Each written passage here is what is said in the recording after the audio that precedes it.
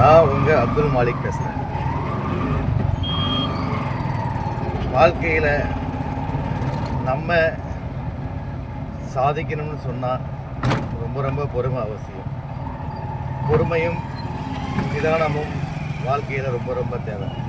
அதை விட முக்கியமானது குடும்ப பாதுகாப்பை உறுதி செய்யணும். இங்கே பாருங்கள், டூ வீலரில் எத்தனை பேர் போகிறாங்க, ஹெல்மெட்டும் கிடையாது.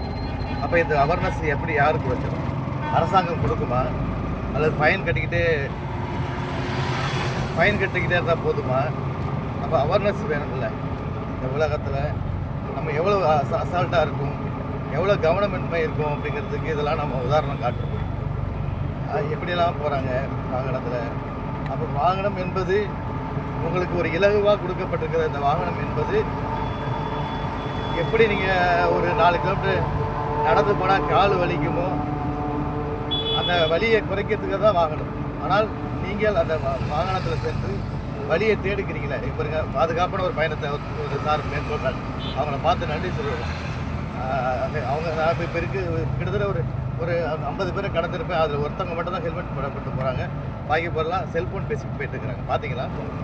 இதுதான் இந்த நிதர்சனமான உண்மை. லாங் ரூட்டில் வராரு பாருங்க. அப்போ இதெல்லாம் பாருங்கள், இதெல்லாம் பார்த்தா அப்போ சட்டத்தை நம்ம மதிக்கணும், வாகன சட்டத்தை மதிக்கணும். அது நம்மளை பாதுகாக்கக்கூடிய ஒரு விஷயம்.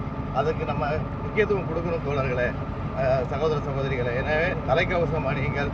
தலைக்கவசம் உங்களை பாதுகாக்கும், காவல்துறையை பாதுகாக்காது, உங்களையே பாதுகாக்கும், உங்களுக்கு எதிராக வரவங்களையும் பாதுகாக்கும். அந்த அடிப்படையில் தலைக்கவசம், உயிர்கவசம், அப்புறம் 3 பேர் வாகனத்தில் செல்லாதீங்க. இந்த முக்கியமாக சிறார்களுக்கு, குழந்தைகளுக்கு வாகனம் கொடுக்காதீங்கன்னு சொல்லி உங்களை பண்போடும் பாசத்தோடும் கேட்டுக்கொள்கிறோம்.